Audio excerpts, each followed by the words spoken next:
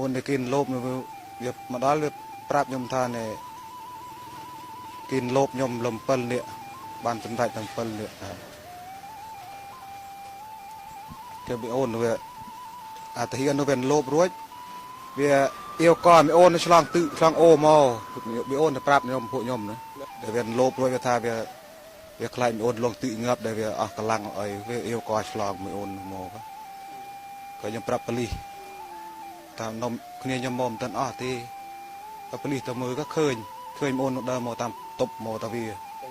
ទាំងយប់បាទដល់ឃើញផ្ទះខ្មែរលេទាហានទៅមកហើយមក10គេយកខ្ញុំទៅកសោយវិច័យតាមនោះតាមអីទៀតដល់ព្រំដែនក៏វាភ្លើងវាគ្រប់ដៃភ្ជួងពួកខ្ញុំអីក្រាបឲ្យពួកខ្ញុំក្រាបហើយវាលូតទឹកលូតថាក់លូតទឿនខ្លាទឹកកណ្ដាលមុខឈាមបែកមុខលហាមពួកខ្ញុំទឹកទ្រូងចិនក្បាលបញ្ញាច់ដីទៀតបាទអូននោះទឹកចកានេះស្លាប់ភ្លឹង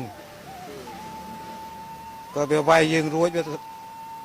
វាវាយរឿងយើងរួចវាឲ្យយើងដល់ឆ្លងបលាលួសទៅបលាលួសវាដាក់តាមព្រំណា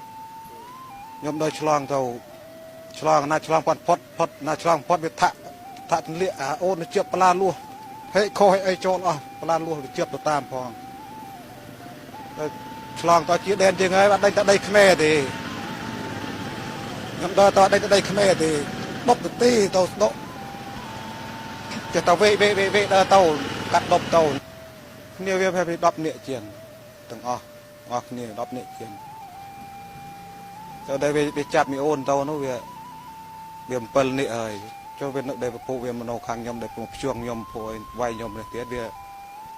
5នាក់6នាក់ទៀតវា10នាក់ជាងទាំងអស់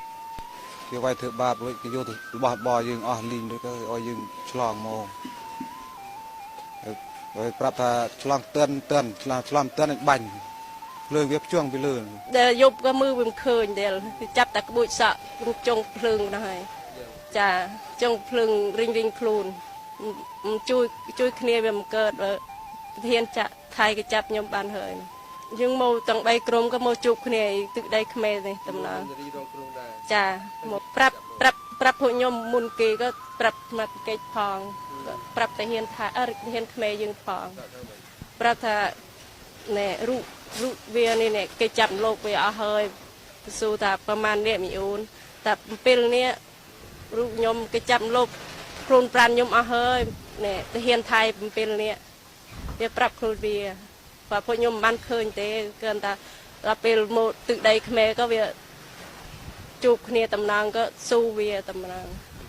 តែវាចាប់ទូតាវាមានអារម្មណ៍ឈឺចាប់ខ្ញុំយំលស្រែកយំលទាំងអស់គ្នាទាំងមីអូនដែលគេចាប់លោបផងវាយំផងខ្ញុំយំផងក៏មានអារម្មណ៍តែឈឺចាប់តែគេចាប់លោបអូនស្រីនោះដល់មកដល់ក៏មិនសួរហេតុផលអីទេទាននោះណា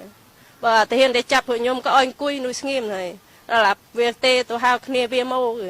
អាមួយនោះមកដល់ក៏ទឹកយកតំណងឲ្យគេជួយពួកជាជនខ្មែរយើងឲ្យមកបានអស់ថ្មីមានដោយរឿងពួកខ្ញុំមកចាប់ណាគេធ្វើបាបទៀតបើពួកអ្នកមកក្រោយក៏មកឲ្យវត្តភាពជាងពួកខ្ញុំទៅណាក៏មិនតែមកចាប់ដូចពួកខ្ញុំមកមានខោអាវមានអុយទេអត់ហើយទូរស័ព្ទគេដកយកអស់ទៀតអន្តរជាតិជួយដល់ទូជាតិថៃដែលធ្វើបាបអំពើហិង្សាមកដល់អ្នករីរងគ្រោះដែលគេចាប់លោបនោះផងហើយដល់គ្រោះដែលធ្វើបាបជាជនស្មត់ត្រួតត្រង់ខ្ញុំថាបងប្អូននៅថៃបើថា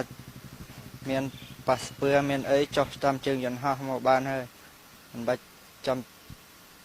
មកផ្លូវកាត់អីទេបងប្អូននៅចង់នៅ